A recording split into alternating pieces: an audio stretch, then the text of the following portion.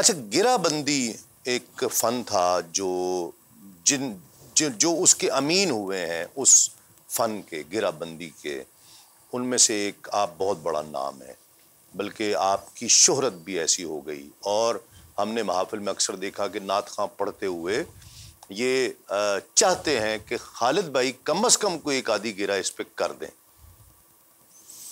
وہ جو ایک بات ہوئی تھی نا کہ بہت سے کلام ایسے تیار ہوتے ہیں جو پڑھنے کا موقع نہیں ملتا، مثال کے طور پر ایک کلام کے 8-10 اشعار ہیں، تو ان میں سے کوئی ایک شعر اس پہ فٹ آ رہا ہے موجودہ حالت پہ، تو آپ کا دل کر رہا ہے یار یہ کلام پڑھا تو نہیں گیا، لیکن اگر اس کا یہ شعر شامل ہو جائے گا تو میری وہ جو پہلے کی ہوئی محنت ہے وہ، ہاں، لیکن وہ دیکھیں نا مسلسل مطالعہ ہے تو وہ آئی ہے، اور مطالعہ ہوگا اور تو پھر اس وقت حافظہ بھی ہو، یاد بھی ہو، جی بالکل، اور یہ بقائمی ہوش و حواس ہو، اور یہ سمجھ بھی ہو کہ یہاں پہ وہ لگ جائے گا۔ دوسرا ایک اور بات، یہ گرہ بندی مشکل فن بھی ہے، اور کتنا مشکل ہے؟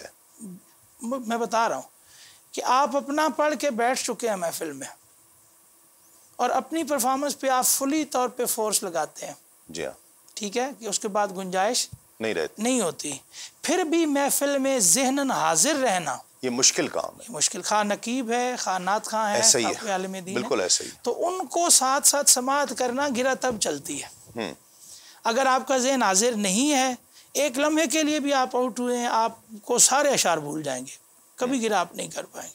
گرہ کی کوئی ایک دو مثالیں میں چاہتا ہوں کہ کس کو آپ دیں تاکہ آپ وقت لیں اس پہ۔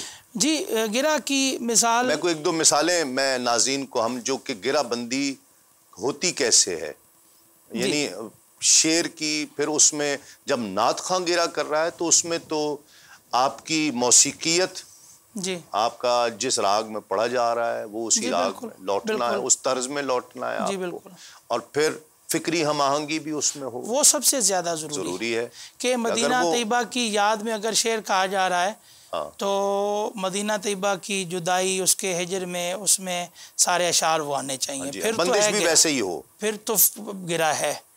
اور اگر آپ ذکر مدینہ شریف کا کر رہے ہیں اور کلام اس میں کچھ اور پیش کیا جا رہا ہے، مثال کے طور پر ایک ہے کہ میں جانا چاہتا ہوں، جدائی ہے، تو جو گرہ کے اشعار آئیں گے وہ حاضری کے نہیں ہوں گے، جی ہاں، مثال کے طور پر وہ پھر جو طرز یہ ہے کہ میں مدینے جا رہا ہوں، مجھے پھولوں کے ہار ڈالے جائیں یا میرے سے عزت و تکریم کی جائے، لیکن طرز اس کے مخالف ہے، تو وہ بھی مناسب نہیں ہوگی۔ جی ہاں، کلام کا اور اشعار کا اور آپ کی کیفیت کا بھی ہونا وہ ضروری ہے۔ صحیح۔ میں چاہتا ہوں کہ اس کی کوئی ایک کلام پہ کوئی گرہ کریں، پھر دوسرے کسی مصرے پر گرہ کریں۔ جی، مدینہ طیبہ کا مدینہ مدینہ مدینہ مدینہ مدینہ مدینہ ہے اتنی شدید اب تو تمنا مدینہ، ہر سانس سے آتی ہے صدا آئے مدینہ، بیمار کو غفلت ہے، گرا بیمار کو غفلت ہے، بے ہوشی سی تاری ہے، اور ہر سانس سے آتی ہے صدا آئے مدینہ، رایا جان دیا شہر مدینے نو، سرکار دیا مہمان لے پیغام میرا بھی جاوی، نالے ہنجواں دا نظرانہ آکھی ہر سانس سے آتی ہے صدا آئے مدینہ، ہے اپنا کام مدینے کی آرزو کرنا، پھر ان کا کام ہے جذبے کی آبرو رکھنا، بولو ہر سانس سے آتی ہے صدا آئے مدینہ ان التیاری حسبا یوماً الى ارض الحرم بلغ سلامی روضة فیہا النبی المحترم اکبادنا مجروحات من سیف ہجر المصطفیٰ. مطلب کیا ہے؟ ہر سانس سے آتی ہے صدا آئے مدینہ. واہ واہ، یہ غور کرنے کی چیز ہے. جی بالکل غور ہے.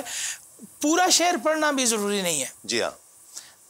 پورا مصرع پڑھنا بھی ضروری نہیں. جی ہاں بالکل صحیح. کبھی کبھی ایک لفظ بھی گرا بن جاتی ہے. بن جاتی اور وہ ایسی گرا ہوتی ہے کہ شاید وہ پورا شعر بھی وہ جی گرا وہ نہیں. جو اعلیٰ حضرت اور پیر میر علی شاہ صاحب رحمۃ وہ اس کلام کے مقطع جو ہیں. جی ہاں. سبحان اللہ ما اجمل کا. اب مطالعہ ان دونوں اشخاص کی زندگیوں کا مطالعہ بھی پیش نظر ہونا چاہیے. بس خام آئے خام نوائے رضا. سبحان اللہ ما اجمل کا. پھر اعلیٰ حضرت نہ یہ طرز میری نہ یہ رنگ میرا. ما احسن کا ما اکمل کا. نہ یہ طرز میری ما احسن کا نہ یہ رنگ میرا ما اکمل کا. ایک لفظ والی بات. ارشاد احبا ناطق تھا. ارشاد احبا ناطق تھا ورنہ کتھے میرے علی کتھے تیری ثنا. پھر اعلیٰ حضرت ناچار اس راہ پڑا جانا. مطلب گستاخ کیاں کتھے جا اڑیاں. واہ واہ. آپ الحمدللہ ان شخصیات میں سے ان چند شخصیات جنہوں نے اس گرہ اور بندش کے فن کو زندہ رکھا ہے اس کی روح کے ساتھ اس کی روح کے ساتھ وہ ختم ہوتی جا رہی تھی. یعنی بڑے لوگ جس طرح اعظم چشتی گرہ کیا کرتے تھے یا جس طرح دیگر لوگ ایون یوسف میمن جس طرح گرہ کیا کرتے تھے. بالکل اللہ ان سب کو غریق رحمت فرمائے. یہ ہمارے لیے اساتذہ کا درجہ رکھتے ہیں سب.